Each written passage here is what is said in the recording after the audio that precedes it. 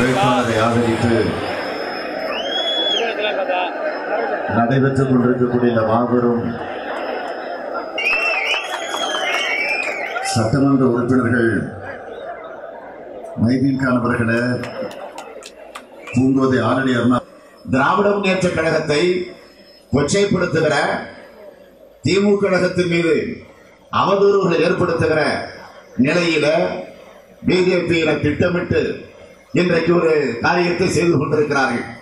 அதில் முக்கியமான ஒன்று, ஏதோ திராவிட முன்னேற்ற கழகம் இந்து விரோத கட்சி என்று ஒரு புதிய கண்டுபிடிப்பை கண்டுபிடித்து அந்த பிரச்சாரத்தை இப்பொழுது நடத்த தொடங்கி இருக்கிறார்கள்.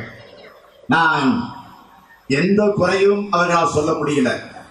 அதனால் இன்றைக்கு இந்து என்கிற அந்த பிரச்சனை எடுத்து அவர்களுக்கு விரோதமாக திமுக இருக்கிறது என்று ஒரு அவதூறை பரப்பிக் கொண்டிருக்கிறார்கள். நான் கேட்கிறேன், திமுக இந்து விரோத கட்சி என்றால் திமுகவில் இருப்பவர்கள் எல்லாம் வேறு யார்? இந்த கேள்விக்கு அவர்களால் பதில் சொல்ல முடியுமா? இந்து மதத்திற்கு மட்டுமல்ல, எந்த மதத்திற்கும் திமுக கழகம் எதிரி அல்ல. இன்னும் பெருமையோடு சொல்லணும்னா, அனைத்து ஜாதியினரும் அர்ச்சகராகலாம் என்கிற சட்டத்தை கொண்டு வந்து நிறைவேற்றி தந்தவரும் கலைஞர் அவர்கள் தான்.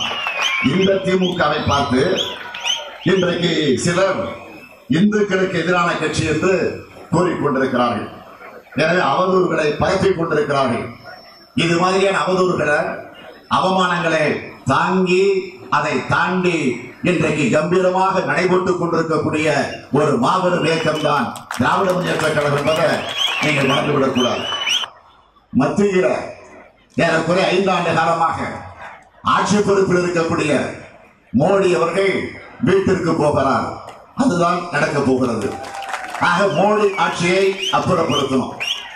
மோடி ஆட்சி அப்புறப்படுத்துகிற அதே நேரத்தில் உறுதியாக சொல்லுகிறேன், ஏதோ சில பேர் சொல்லுவார்கள், சில நாட்கள்ல கூடிய வரவில்லை என்றெல்லாம் சொல்லுவார்கள். நான் உறுதியோடு சொல்லுகிறேன், மோடி ஆட்சி அகற்றப்பட்ட சில மணி நேரம் அல்ல, அடுத்த நொடி தமிழ்நாட்டில் ஆட்சி எடுக்க போகிறது. அதுதான் நடக்க போகிறது. காரணம், இந்த ஆட்சிக்கு, இந்த எடப்பாடி ஆட்சிக்கு மோடி அவர்கள் முட்டு கொடுத்து வைத்திருக்கிறார். அதுதான். ஆக அவர் வீட்டுக்கு போயிட்டா தானாக இங்க இருக்கக்கூடிய ஆட்சி வீட்டிற்கு போகக்கூடிய சூழ்நிலை தான். இதுல என்ன ஒரு பெரிய பியூட்டினா, இப்போ எடப்பாடி எங்க போனாலும் நான் ஒரு விவசாயி என்று சொல்லுகிறார். நீங்கள் விவசாயி அல்ல, ஒரு விஷவாயுவாக இருக்கிறீர்கள். அதைத்தான் நான் திரும்ப திரும்ப எடுத்து சொல்லுகிறேன்.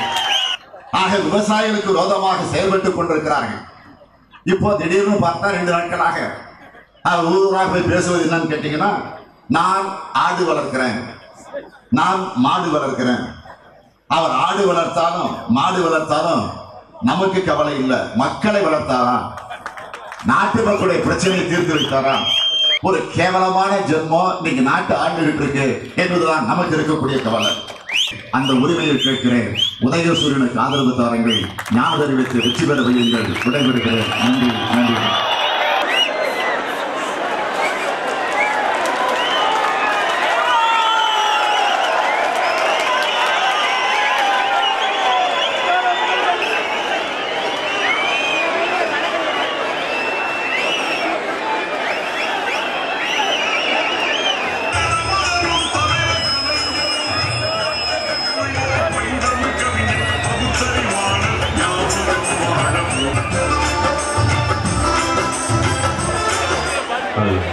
Hello, testing, check, hello, testing, check, hello, check.